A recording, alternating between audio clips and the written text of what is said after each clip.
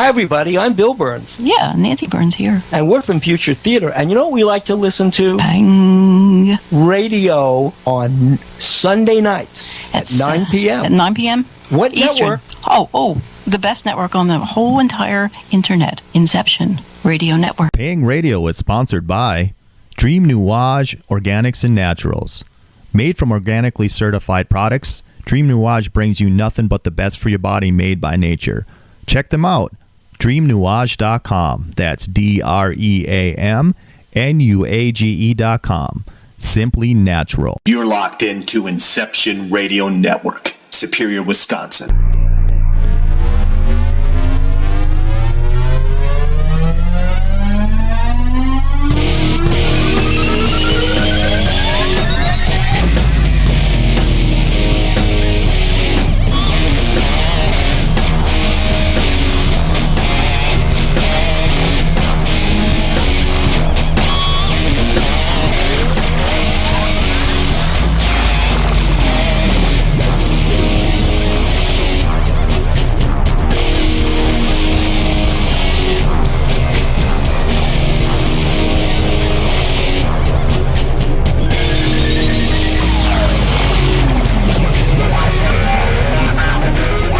Get ready to pang your head. Your radio host for Pang Radio, Mike Lucas.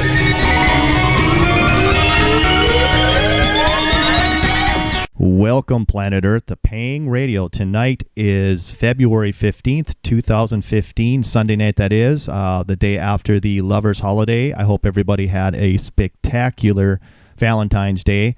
We watched a great little movie. I don't know if you're into kids' movies, but we watched one called The Box Trolls, and it was actually a really cool little movie. So be sure you check out a movie called The Box Trolls. I'm here with my co-host, Ken Storch. Ken, how are you doing? Hey, I am doing fine, and it's good to be back on the air. It's been, a 2-week hiatus, and I think so, yep. Actually, I missed being on the radio. It was. It's kind of party every Sunday night. I know I kind of get the itch. And last week we got a little sick. I'm thinking food poisoning because I didn't have your typical flu symptoms. I mean, this up and down fever, but I was able to eat everything and nothing else is wrong with me. But thank God that traumatic thing's over. Oh, I've been there, done that. I've had a little touch of food poisoning myself in the past, and it's not anything to be bragging about. It can be devastating. Ken, do you got any shout-outs tonight? I do. I want to say hello to George and Patty, and I want to have a special thanks to Lorna Hunter with Le Pig. Lorna, I appreciate all of your hard work, and thanks for everything you do. I appreciate it. Yeah, Rosie in England. Rosie, how you doing, girl? Nice. I got a list of shout-outs from Facebook. We got Ken Yavonsky from Hopeville, New York, Greg Watson from Bennington, Vermont, Bob King from Raleigh, North Carolina. We have James Miller from Rochester, New York. Got some East Coasters listening tonight.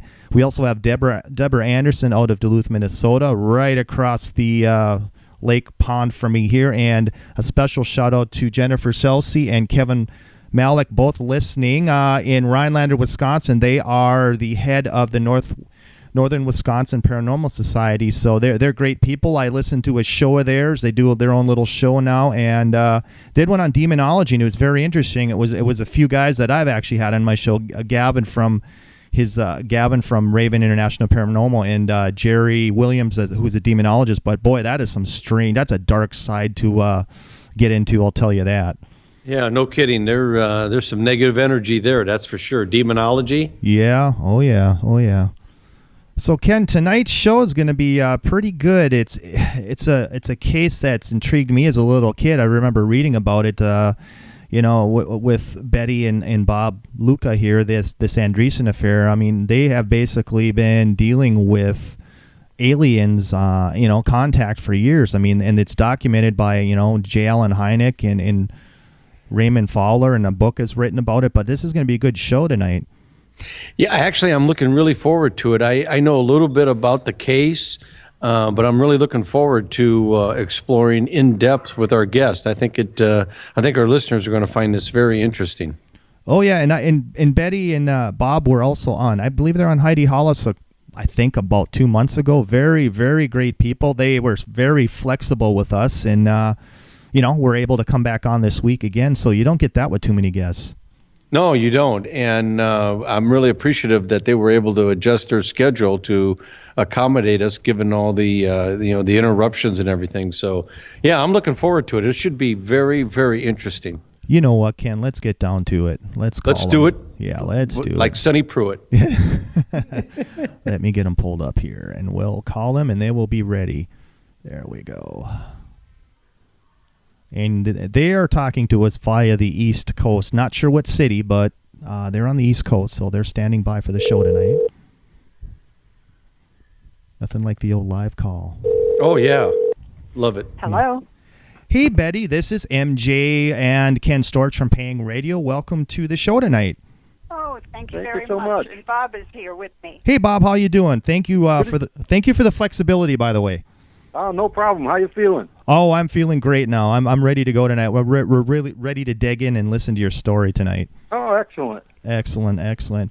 So you guys want to kind of give our listeners a little bit of background on what you did and then what led up to the story, if you would like to do that for our listeners? All right. Sure. Would you like me to start? Yeah, go ahead, Betty. Okay, well, the Andreasson Affair book is out now, a second run. And what happened was, it happened in 1967. And my ex-husband, my husband at the time, had an accident with a car, and he was hospitalized. And because of it, I have 7 children, and my mother and father came to stay with me to help out. And it was the evening, January 25th. The lights were working. The kids were watching television. My mother and father were in the living room, and I was in and out of the kitchen to the living room. And suddenly, the lights went out, and there was a reddish-orange light coming through the pantry window. And wondering what in the world was going on, unknown to me, my father had passed by me and went into the pantry area to check what it was. We were thinking, well, maybe it's the police or the fire department for those reddish-orange lights to be, blinking and flashing into the kitchen, into the living room. And actually, my father was the first one to see the beings coming into my home. He was in the pantry. We had like a half wall in the pantry, and he was where I could not see him, and there's a window right there. And he saw the beings coming down the hill, and he said it looked like children in costumes like moon men. Mm-hmm. And then what happened was they came into my house, right into the kitchen, right through the wooden door. They did not open it. They just came right through the wooden door. So I was pretty amazed at what was going on and wondering, what is this? And I was trying to figure in my mind how did this happen, and I just thought of Scripture where it says, entertain the strangers, or it may be angels unaware. And so that kind of made me feel a little better, and I felt a little peace around me because of that, because who are we to say what the angels are supposed to look like, even though they were gray-skinned, about 5 feet, had large heads with black, dark eyes. They were dressed in a blue uniform, and so they stood there, and they started to communicate with me, and it was through the mind. And I thought they were saying something, they were hungry or needed something to eat or something. And so I went to the refrigerator, got some meat, and I put it in the frying pan, put on the stove, and I started to cook it. And the leader, the taller one, jumped back sort of because a little smoke came up from the pan. And he said, no, in my mind, no, that isn't what we're looking for. We're looking like for some knowledge tried by fire. And I thought, well, what in the world could I have like that? And the only thing I could think of was the Bible. Mm-hmm. And so at that point, he heard me that I have something maybe in the living room that might interest him. We moved into the living room, and the 4 of them were standing to the side. as I said, the other one went over by my father, which I was unaware of. And at that point, I reached down from the end table, and I took the Bible, and I passed it to the leader, and he said his name was Quasgar. And when he reached out his hand, I could see he had 3 fingers. And he put his other hand up, waved it over the Bible, and 3 smaller books appeared. And he passed them to the 3 that were standing by him. And they held them in their hands, and they didn't even have to turn the pages. They just flipped by, and it seemed like white light was in there. I couldn't see any print at all, just pages of white light flipping by. And it seemed as if they were consuming whatever it was through their eyes. At that point, I saw my mother, and the children on the couch, and I was worried because they looked like they were in a state of suspended animation. I'm wondering what in the world is going on. Well, he must have felt or saw that I was upset, seeing that my children and my mother was not moving. So he took my daughter Becky out for briefly, and she stood up from the couch and was standing there and just looking. Didn't seem as if she could move very much, but she was watching what was going on. And at that point, he gave me a thin blue book. And when he passed it to me, he says, "This is something like an initiation."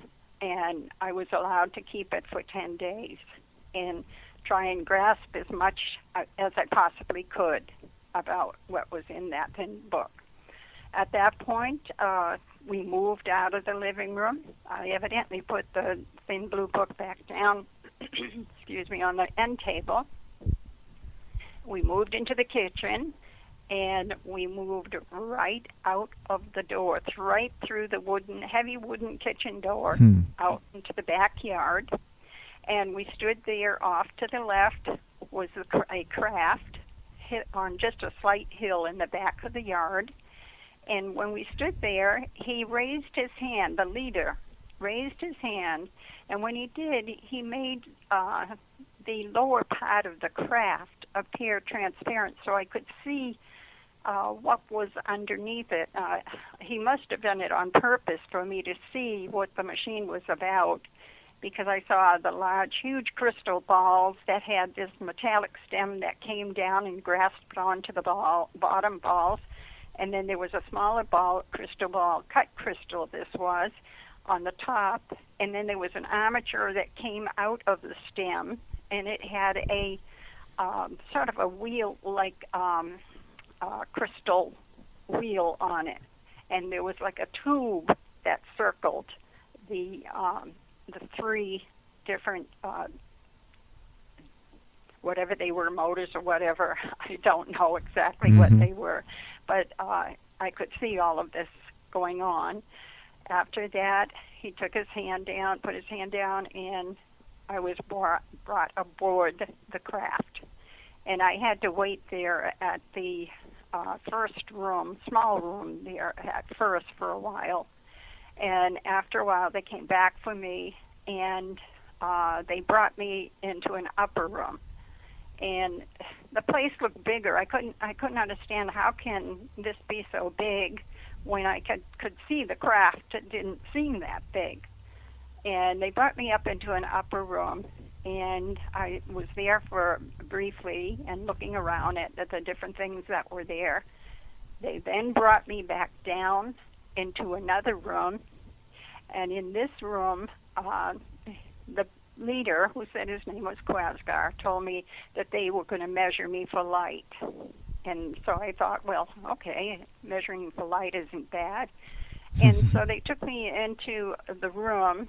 Well, first of all, I had to go into a cleansing area, and then also had to change into a robe, a small robe that they had me go into this changing room.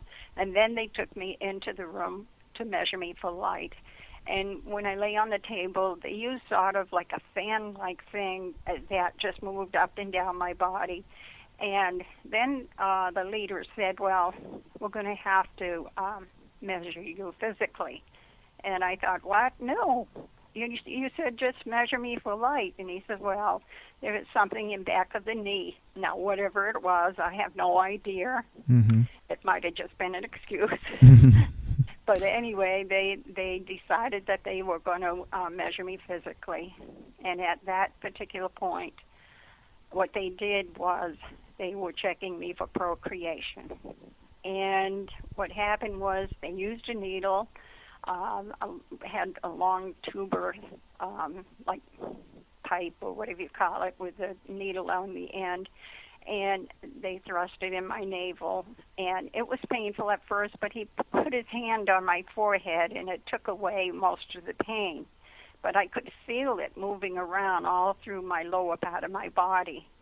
And suddenly he stopped, and the other two beings that were in there came over to him, and they unrolled some type of material and were looking at this, whatever it was. And then the lead Aquascar came in to me and said there was something missing. And so I knew what he was talking about because I had had a hysterectomy. And at that point, they withdrew the needle, and they had to do just one more thing. And that was they thrust a needle into my left nostril. And again, he put his hand on my forehead to take away a lot of that pain that I felt. And he withdrew the needle, and it was like a BB-like thing on the end of it with little tiny points on the tall bead-like BB at the end of the needle. And at that point, then I was taken off the table, brought into change, and also to be cleansed again.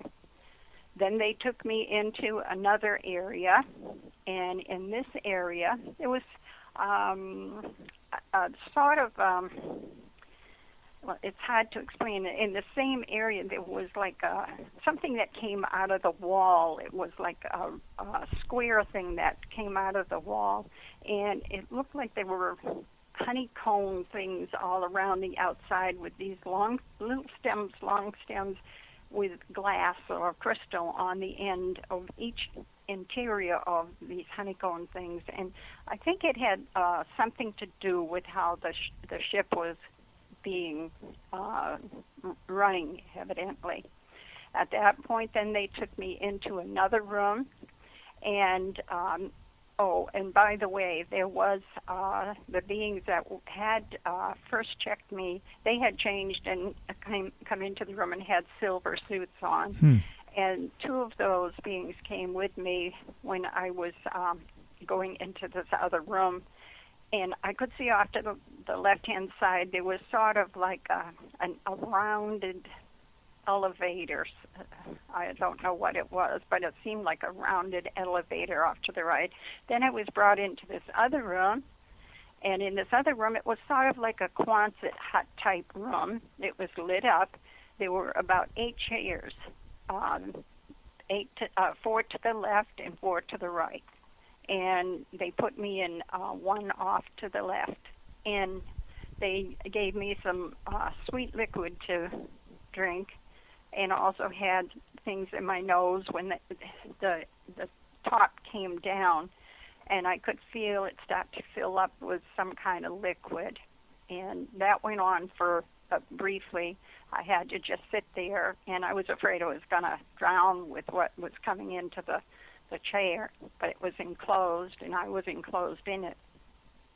After that, it stopped and then drained, and I was taken out of that chair, and I was taken down to, I think I was at that point still a little damp, and so they had set me in another chair where they had this light coming down, and it dried me off very quickly.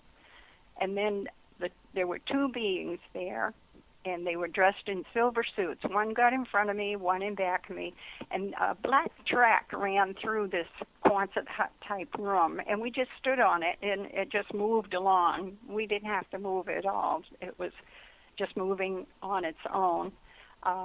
We went through a door and into like a cave. I could tell it was a cave because it was so dark. The two beings with me also put some black hoods over their heads. So when we went in there, what light there was, it looked just like silver suits, and one in front, one in back of me. And what reflection there was, I could see there were other entrances, much darker entrances in this hallway in different spots. And we were just moving along on this track. And as we moved along on this track, we kept on going, and we came up to something that looked like a mirror. And it seemed like there was a reddish glow, and we went right through the mirror. It was just like when they came through the wooden door when they first came to the house. We went right through the mirror into a red atmosphere. And in this red atmosphere, there were buildings, no vegetation whatsoever, but there were buildings and ground, and there were these strange creatures in there, and they were bright red. And they had a funny top to them for the head. It was like two stalks that came out of the neck area, and at the end of these stalks were these black eyes. And they were crawling all over the building and sitting in some of the open windows and on the ground as well. But they didn't touch us. And as we went through there, the two beings, one in front and one in back, kept those hoods on, black hoods. And I guess they needed it to go through there and didn't provide one for me. Evidently, they thought my dark hair was enough to protect me or whatever. And so we continued along the track, and up ahead, I could see a swirling motion going on. And it was still red, but it was changing like red with green. And then all of a sudden, we just went through that. I don't know if it was an energy door or whatever. We just was still on the track, and it was very stable.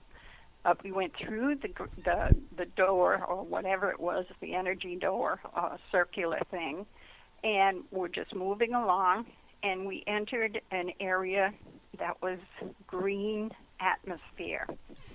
And we're just on this track. But I looked down and I could see it was green, like a green ocean, green water underneath us, way below. And we're just moving along with the beings, one in front, one in back of me. And I looked off to the side. I could see something that looked like I don't know if it was like a plane or what. It looked like a sort of like a fish, a big, huge thing, and it was like flying in midair. We continued on this black track, and the atmosphere was all bright green. And as we moved along, I could look to the left, and I saw like a city, and it had domes, clear domes, and pinnacles, or whatever you call them, that pointed things that came up, and there were these black tracks that ran all through that city. Whatever, it looked like a city to me anyway. Maybe it wasn't, I don't really know, but it was on some land, and the water was close to it. And as we moved along on this track, we passed that city area to the left, and as we started to go a little further, I saw on the ground there was a three-sided pyramid, and it had a head on top of it. And the head to me looked like an Egyptian head with an Egyptian headdress and the face. And it was just sitting on top of a three-sided pyramid. But this pyramid was strange because it was flat in the front, and then it indented a little and then went to the point and indented and went to the point to the back. So I thought it was like a three-sided pyramid. And on the edges was white, whereas the rest was a reddish brown. And as I said, that head was on top of it, and it looked Egyptian. And I was shocked because during a lecture, and I was telling of what had happened and what I saw,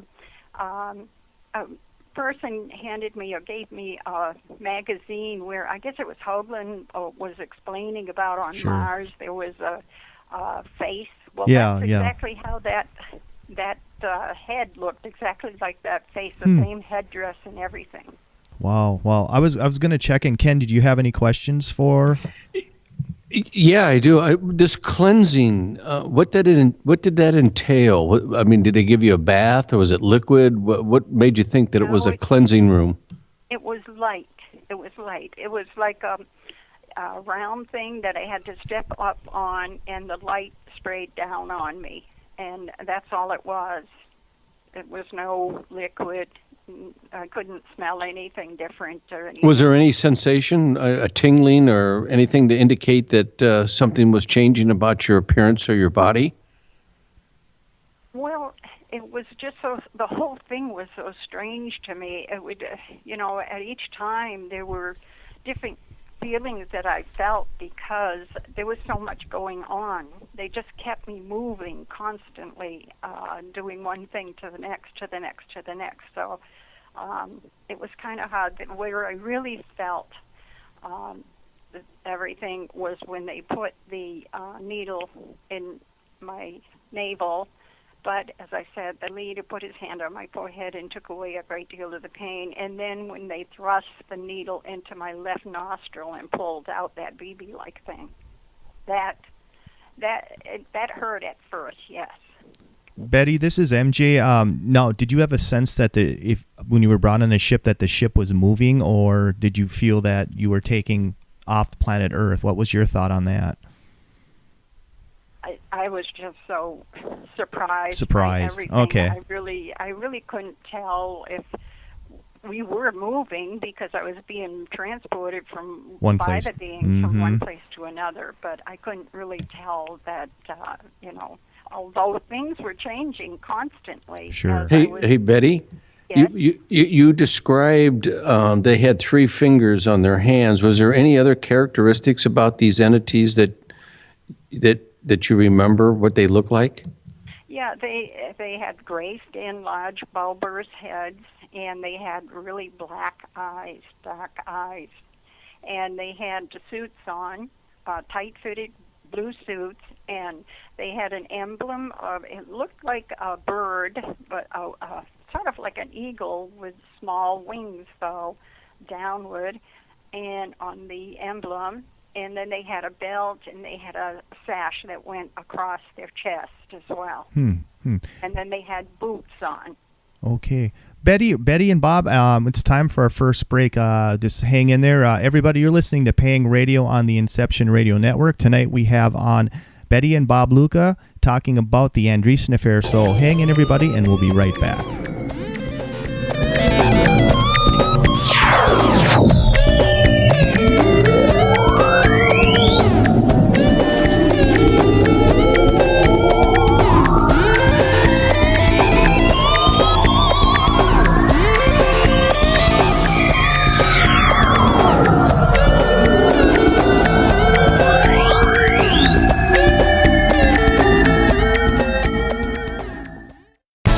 Hello, Inception Radio Network listeners. This is Amanda. Remember, you can take your Inception Radio shows on the go. Just download the Inception Radio Network app for your iPhone, iPad, or Android smartphones and access live shows, past shows, guest lineups, and much more. Just visit the iTunes Store or the Google Play Marketplace and download it today for free. Hello, everyone. Lorian Fenton here, host of the California MUFON radio show, asking if you'd like special access to exclusive and amazing information about UFOs, the paranormal, and all things unexplained. If you're nodding yes, then join IRN's Insider Club. As an Insider Club member, you'll get an all-access pass to premier Inception Radio Network content for only $4.99 once a month. This includes live UFO and paranormal conferences, live streaming UFO skywatches, exclusive IRN radio and TV productions, and of course, paying radio with MJ and Ken Storch. So don't wait any longer. Visit InceptionRadioNetwork.com and click on Member Login to join IRN's Insider Club and get your VIP access today. Howdy, this is Joe Mars. I'm inviting you to tune in to Epic Voyages, 8 p.m. Central, 9 p.m. Eastern, Monday nights, right here on Inception Radio Network. To find out more about Epic and how you can become a member, visit epicvoyagers.com. That's EPICVOYAGERS.com.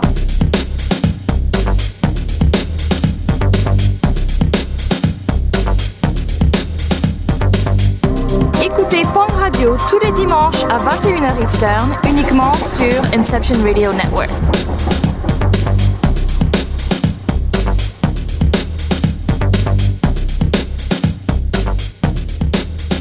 Paying Radio is sponsored by Dream Nuage Organics and Naturals. Made from organically certified products, Dream Nuage brings you nothing but the best for your body made by nature. Check them out.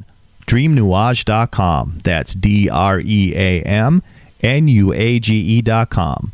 Simply natural. You're locked into Inception Radio Network, Superior, Wisconsin. Welcome back, everybody, to Paying Radio. Tonight we have on Betty Andreasson Luca and Bob Luca talking about the Andreasson affair and ongoing contact with the an alien race. On the break, we had a good discussion about part of her first experience, and we got a good question in chat too here for you, Betty. So it kind of relates to what Ken was talking about on break too.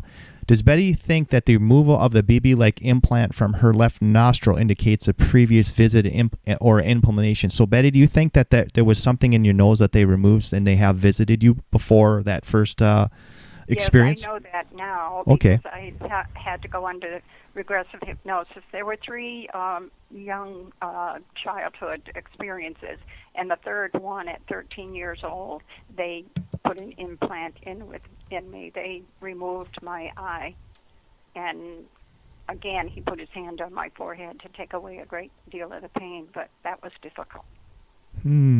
Hey, Betty, do you think it was the same individual when you were 13 as it was when you and Bob were abducted? Do you think it was the same individual and the same crew, I guess, is what I'm asking? No, there were others.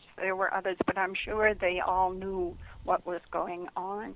There were some smaller ones when I was 13 and picked up on a moon ship. They were smaller beings, and there were different things that happened during that encounter. I did receive the implant within my eye. But from the time you were 13 until the time you were an adult, you had no idea that, and this is what we were talking about during the break, you had no idea that you had an implant. Is that correct? No. See, the thing is it started with where I sent the information to Dr. Hynek, and this was years later. He had a thing in the newspaper or anything unusual that had happened like that. So I thought, I just recalled of the things that happened, because they place a block on your mind. But the thing was, I recalled one being and what he looked like and everything, and it troubled me because we had moved then. We had moved to a different place. We had built our own home and everything, and it was still troubling me, wondering what in the world was that happened. And so when I saw that article by Dr. J. Allen Hynek, I thought, well, I'll send this information. Maybe they can figure it out. And I felt relief. I felt, here's a learned man. He will be able to understand what that was that came into my house. And so, but it wasn't until 3 years later that an investigative team from Massachusetts wanted to find out if anybody had any encounters with humanoids. They wrote to Dr. Hynek, and he in turn withdrew. He had it there for 3 years, the letter that I sent, and he withdrew it, and he sent it to them. They got in touch with me, asked me if I would be willing to undergo regressive hypnosis, because all I had at that point was the being, what he looked like, with the big eyes, the gray skin, the big head, and so they wanted to see if I'd be willing to undergo that. Now, I did undergo that for the 1967 encounter, but then they wanted to research and see if there was any earlier encounters. So they put me through regressive hypnosis, and there were 3 earlier encounters. Very interesting. Hey, Betty, did you have any type of physical examination after these beings removed the object from your left nostril? I mean, did you go to a doctor afterwards because of any bleeding or any injuries that you may have sustained? No. At that time, I didn't. I think they put a block on me because of the fact being. Don't forget, I had 7 children. I had a lot of work to do and take care of the kids. And my husband was in the hospital. My mother and father did come to stay with me briefly, but you know, it was winter. I had to drive and snow and everything in Massachusetts. You know how that is, to go and visit him. And he had a bad accident, so he had to be in the hospital for quite a while. Betty, after you got back from this first experience, how did your family react? Did they realize that they had been in a suspended animation, or did they recall any of, the aliens coming in the room? Well, the thing is, the 1967 encounter, the researchers asked if, if my father would be willing to talk with them. And, he didn't want to. He didn't want to say anything because of what he saw. Even though he was there, he saw the lights go out, he saw the beings coming into the house, and boom, that was it, he recalled. And I told him, I said, Daddy, I remember some of that stuff. This is when I had gone through regressive hypnosis. And I says, I remember those things with the beings and everything. And I says, I need support too. And if you saw them, will you please tell them? And he was worried about his Social Security because my parents were retired and living on their Social Security. He was afraid the government would take their Social Security away or something or other. And, of course, if it was people that wanted to know what was going on and everything, they'd go after the man before they'd go after a young woman with 7 children. Hey, Betty, and you brought up something that was one of the questions I wrote down. And that is, during this whole time and since, have you had any official contact from anybody that represented themselves as being part of the government or any type of officialdom in regards to what transpired? No, I gave all the information there, but we've gone through some terrible things because I think the government just tracking us, following us in our mail, on the telephone, a lot of things we've gone. Helicopters coming over, black helicopters. Do you think they being black ops or some subversive part of the government was tracking you also? Oh, definitely. Both, okay.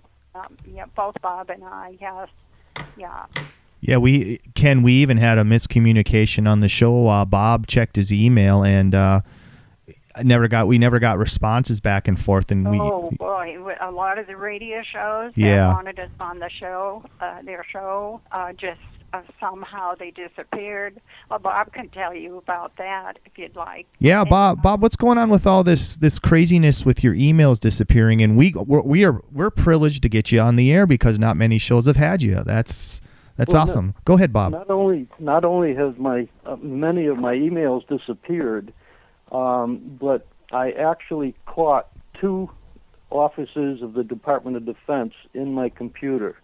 One was the United States Navy Space Weapons Systems Division, and the other, within 48 hours, was the United States Army National Guard. And I had been working as a computer technician. I had some good software in my computer. I caught them both. I got the physical address, the street address, the number of the computer, the day, the date, the time, the computer ID, and I wrote to the Department of Defense, and I got a letter back from the United States Army Inspector General stating it was, in fact, those two computers, the Navy and the Army, that hacked into my computer. So I asked why. I was promised an investigation would be done. Not only it was not done, but I have written, this has been a few years now, I have filed Freedom of Information requests on them as recently as 2013 and 2014. They keep ducking the situation, saying they can't find any documentation, even though I gave them the case number they gave me, the day, the date, the time, computer IDs, and so forth. So I finally I wrote the United States Attorney General, and I said, even if I don't get the information I requested, this is an illegal act, and I want your office to investigate it. Which, you know, they're going to fluff me off. I mean, they're not going to give me answers. Right. But at least I've generated some paperwork, and I have proof that they actually did break into my computer. And this isn't like a one-time deal. There's been times, on one occasion, I turned on the computer, and before I could hit the keyboard, I just watched a whole series of print disappear from my screen. They have removed things that I had in the computer, but the thing is, what they might want is not in my computer. So it doesn't matter how long they examine. We have another computer, two other computers in the house that are not online, so they're not going to get at those. The other thing, the stuff really got intense once the first book came out. The helicopters were military, mostly Huey UH-1s and Blackhawks. They were all black. There were no numbers, no markings, which is illegal according to Federal Aviation regulations. I had chased after them for several years. I've got hundreds of pictures of them. But the interesting thing is, since the FAA, the Army, the Navy, the Air Force, helicopter manufacturers, nobody could tell me whose helicopters these were, even though I had the photographs, and I was at the time taking lessons for my pilot's license. So I had the approximate altitude, I had the compass heading, the day, the date, the time, all that stuff. No one could tell me whose helicopters they were. So I sent a photograph to Bell Helicopter out in Texas. I got in touch with a man named Dick Tipton, and he was their public relations person. I sent him a picture of one of the helicopters, and he sent me back a letter, which I still have. And that letter stated that this particular helicopter was built by Bell Helicopter, but it did not leave their facility in the condition it was in. He stated flatly that this helicopter had been modified by the Air Force for psychological warfare and was a type that was used in Vietnam. So why they're flying over our house, number one, it was witnessed over our house by newspaper reporters, police officers, neighbors, and these flights sometimes, federal regulation says a helicopter has to be 500 feet laterally from a building. Well, they went directly over our house at times. I think the lowest flight was approximately 75 feet. So that's pretty, blatant. But what they didn't count on was I have a sense of humor. So we thought we'd have a little fun with these guys. A friend of mine at work had been in the military, and he built me an exact replica, full size, of a surface-to-air missile. So we waited, and sooner or later along came a Huey UH-1 from the north side of our house. We could hear it coming because they have a very distinctive rotor noise. So we went out the back of the house, the south side, and we set up this missile. And he was coming in low, and I had flown over our house, so I knew what he was seeing. He could not see the actual missile until he cleared the roof of our house, pretty much. As he approached our house and got within line of sight, that helicopter turned sideways. In other words, we were looking at the bottom of it because it was in that sharp a turn, pulling away from the house. It was an evasive maneuver. And we got a charge out of it. I told my wife, I said, I'll bet you that guy's headed back to base, and he's going to get himself a shower and a change of clothes. To listen to the rest of this interview, please go to InceptionRadioNetwork.com and register for the Insiders Club. What is the Insiders Club? The Insiders Club is our premium content, what you've just listened to.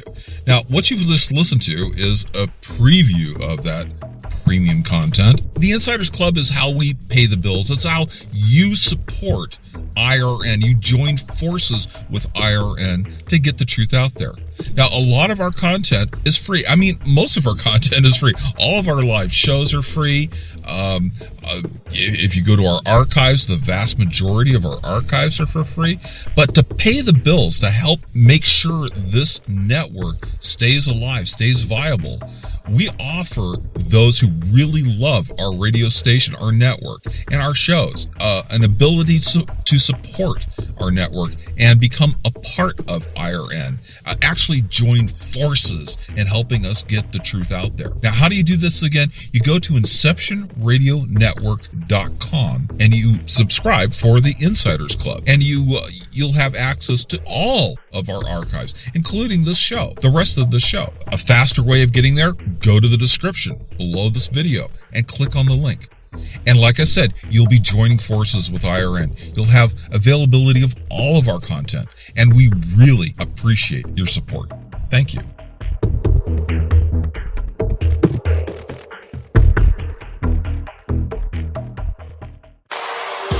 Hello, everyone. Lorian Fenton here, host of the California MUFON radio show, asking if you'd like special access to exclusive and amazing information about UFOs, the paranormal, and all things unexplained. If you're nodding yes, then join IRN's Insider Club. As an Insider Club member, you'll get an all-access pass to premier Inception Radio Network content for only $4.99 a month. This includes live UFO and paranormal conferences, live streaming UFO skywatches, exclusive IRN radio and TV productions, and of course, paying radio with MJ and Ken Storch. So don't wait any longer. Visit InceptionRadioNetwork.com and click on Member Login to join IRN's Insider Club and get your VIP access today. To listen to the rest of this interview, please go to InceptionRadioNetwork.com and register for the Insiders Club. What is the Insiders Club? The Insiders Club is our premium content, what you've just listened to. Now, what you've just listened to is a preview of that premium content. The Insiders Club is how we pay the bills. It's how you support IRN. You join forces with IRN to get the truth out there. Now, a lot of our content is free. I mean, most of our content is free. All of our live shows are free. If you go to our archives, the vast majority of our archives are for free. But to pay the bills, to help make sure this network stays alive, stays viable, we offer those who really love our radio station, our network, and our shows an ability to support our network and become a part of IRN. Actually join forces in helping us get the truth out there. Now, how do you do this again? You go to InceptionRadioNetwork.com and you subscribe for the Insiders Club, and you'll have access to all of our archives, including this show, the rest of the show. A faster way of getting there, go to the description below this video and click on the link. And like I said, you'll be joining forces with IRN. You'll have availability of all of our content, and we really appreciate your support. Thank you.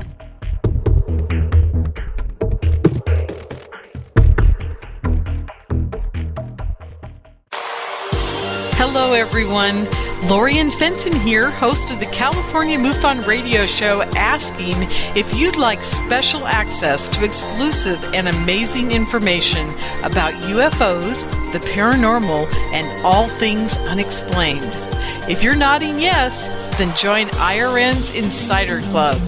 As an Insider Club member, you'll get an all-access pass to premier Inception Radio Network content for only $4.99 a month. This includes live UFO and paranormal conferences, live streaming UFO skywatches, exclusive IRN radio and TV productions, and of course, paying radio with MJ and Ken Storch.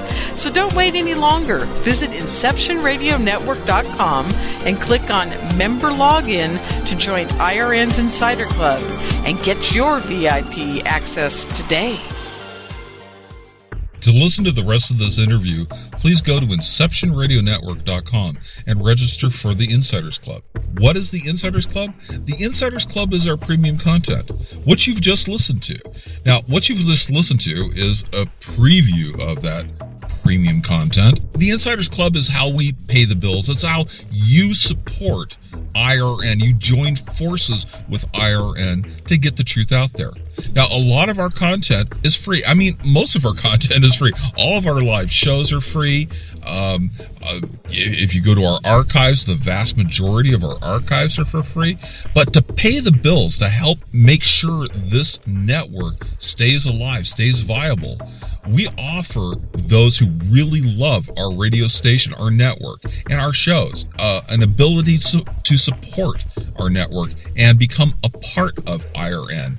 Actually join forces in helping us get the truth out there. Now, how do you do this again? You go to InceptionRadioNetwork.com and you subscribe for the Insiders Club, and you'll have access to all of our archives, including this show, the rest of the show. A faster way of getting there, go to the description below this video and click on the link. And like I said, you'll be joining forces with IRN. You'll have availability of all of our content, and we really appreciate your support. Thank you.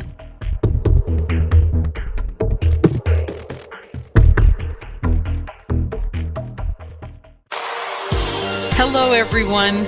Lorian Fenton here, host of the California MUFON radio show, asking if you'd like special access to exclusive and amazing information about UFOs, the paranormal, and all things unexplained. If you're nodding yes, then join IRN's Insider Club. As an Insider Club member, you'll get an all-access pass to premier Inception Radio Network content for only $4.99 a month. This includes live UFO and paranormal conferences, live streaming UFO skywatches, exclusive IRN radio and TV productions, and of course, paying radio with MJ and Ken Storch. So don't wait any longer. Visit InceptionRadioNetwork.com and click on Member Login to join IRN's Insider Club and get your VIP access today.